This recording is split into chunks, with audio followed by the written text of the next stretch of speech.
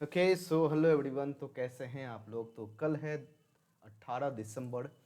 तो क्या लगता है कल निफ्टी 50 में क्या हो सकता है उसकी एनालिसिस हम लोग करेंगे। और इसमें हम लोग देखेंगे कि अगर स्टॉक के लिए कोई इंट्राडे के लिए कोई स्टॉक्स मुझे दिखता है तो कल के लिए हम बताएंगे। क्योंकि कल जो हमने एनालिसिस करा हुआ था स्टॉक का क्या था, दो स्टॉक्स था ना, एक माननपुरम करके और एक अशोक लीलन करके। अशोक लीलन तो अपना हाई ब्रेक किया ही नहीं और उसकी वजह से आज वो मूव अच्छा खासा नहीं दिया है, अच्छा खासा क्या डाउन साइड की तरफ मूव दिया है।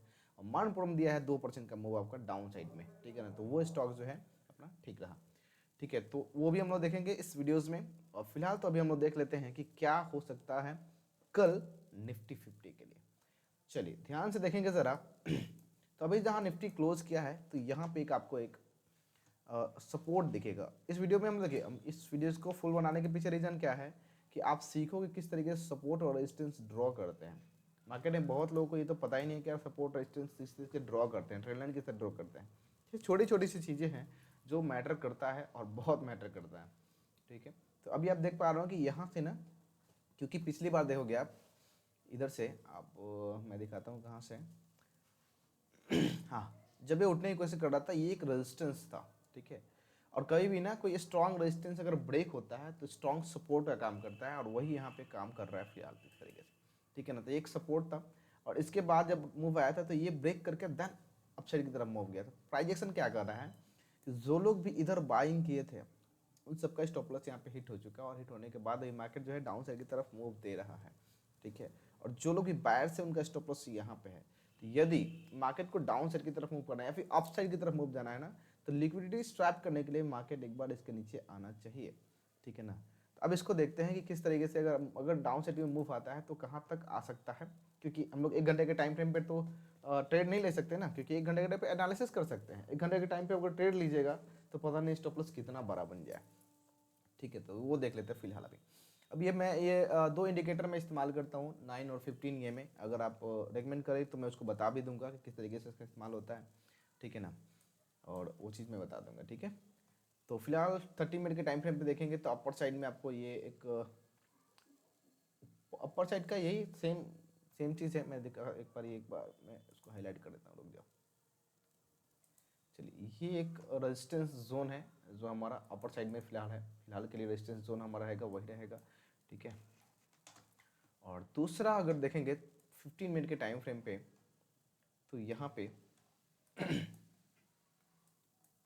ठीक है,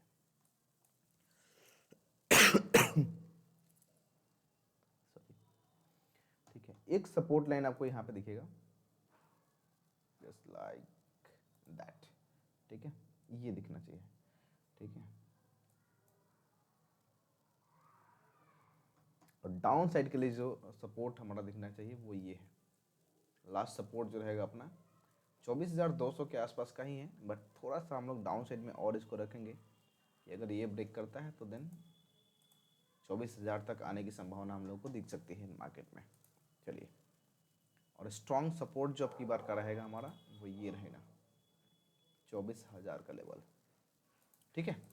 चलिए अपने हमने कुछ सपोर्ट और रेजिस्टेंस हमने ड्रॉ किया है, इसको देखते हैं किस तरीके से ये वर्क करना चाहिए कल के लिए, ठीक है।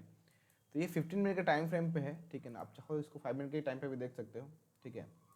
अब देखो ना मार्केट एकदम लोअर लोज में जा रहा है, ठीक है। लोअर लोज में जब भी एक हाई बन रहा है फिर एक लो बन रहा है, फिर एक हाई बन रहा है, फिर एक लो बन रहा है। तो अब जिस तरीके से मार्केट देखिए प्राइस एक्शन किस तरीके से मूव कर रहा है देखिए। अब यहाँ से मार्केट डाउन साइड में मूव आना शुरू किया और मूव आता गया एंड देन यहाँ पे जो लोग बाई किए फिर लो बना, ये आउट हो गए। यहाँ के जो बायर्स थे वो भी आउट हो गए, फिर एक लो बना। लेकिन इस बार ये जो सेलर्स थे ना, यहाँ पे जो लोग भी सेलिंग किए होंगे, प्राइस एक्शन को समझिए किस तरीके से काम करता है। ये जो सेलर्स यहाँ पे सेल किए थे वो अभी यहाँ पे एक्टिव हैं और ये एक्टिव है, इसके कारण ही एक और लो बना यानी कि लोअर लो। लेकिन अब ध्यान देंगे यहाँ पे तो ये ना लोअर लोज बनना बंद हो गया है। अब यहाँ पे आप ध्यान दीजिए तो आप यहाँ पे दिखेगा कि अब ना मार्केट ना लोअर लोज नहीं बना है, यहाँ पे कंसोलिडेट कर रहा है।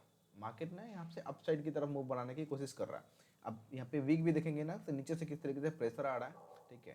तो अब यदि यहाँ से मार्केट अगर एक बुलिश पैटर्न को यहाँ पे बनता है, फिर बुलिश कोई कैंडल अगर यहाँ पे बनता है और अगर अपसाइड की तरफ मूव आता है तो यहाँ एक सपोर्ट लेवल देखने को मिल सकता है जो कि टारगेट आपका होना चाहिए यहाँ से यहाँ पे 500 के आसपास, 500, हाँ, 2400 24,500 के आसपास का एक टारगेट हम लोग को देखने को मिल जाएगा अप साइड में, ठीक है। दूसरी साइड में क्या देखने को मिलेगा कि अगर इस टारगेट को यहाँ पे इस लेवल को यहाँ पे अगर ब्रेक करता है तो दूसरा लेवल रहेगा हम लोग का ये 24,180 के आसपास का, क्योंकि अगर मार्केट को अगर मूव देना है अप साइड में तो लिक्विडिटी ग्रैब करने के लिए इनका स्टॉप लॉस जो है, इनके स्टॉप लॉस को हिट करने के लिए आएगा। ठीक है, तो ये होना चाहिए। और लास्ट जो हम लोग का होना चाहिए वो है 24,000 का। मुझे लग रहा है कि 24,000 तक जाएगा, बट पॉसिबिलिटी है क्योंकि मार्केट इस तरीके से गिर रहा है ना कि कुछ भी संभव है, एक एक दिन में 5-5% तक भी गिर सकता है, ऐसा भी कुछ सिनेरियो देखने को मिल रहा है। तो इसको थोड़ा सा मार्क कर लीजिएगा। अपर साइड में जो है वो रहेगा अपना, एक तो ये स्ट्रॉन्ग रेजिस्टेंस हो जाएगा। दूसरा क्या रहेगा हमारा कि अगर अप साइड की तरफ मूव आया तो यहाँ तक 24,500 तक या फिर 24,520 तक। ठीक है, फिलहाल जहाँ पे क्लोज किया है वहाँ से किसी एक रेंज में निकलना चाहिए। ठीक है, डाउन साइड में मूव आया तो 24,180 तक भी आपको देखने को मिल सकता है निफ्टी 50 में कल के लिए। ठीक है, चलिए अब देख लेते हैं कि स्टॉक्स कौन सा होगा जिसमें कल मूवमेंट आ सकती है। तो कल के लिए जो स्टॉक जो रहेगा स्टॉक फॉर इंट्राडे के लिए वो है डॉक्टर रेड्डी। ठीक है ना, कल इस स्टॉक में देखिएगा आपको इसमें गिरावट देखने को मिल सकता है क्योंकि एक बड़ा सा मारूबुजर कैंडल के बाद पूरा का पूरा कैंडल के इनगल्फ कर गया है। ठीक है ना, तो वहाँ पे कल एक सेलिंग साइड का वहाँ पे आपको ट्रेड देखने को मिल सकता है। ठीक है ना, आप उसको वॉच लिस्ट में ऐड कीजिए और देखिए उसको किस तरीके से मूव आता है। ठीक है, चलिए तो मिलते हैं नेक्स्ट वीडियो में। किसी तरीके का अगर कोई भी डाउट हो तो प्लीज़ कमेंट ज़रूर कीजिएगा। Thank you.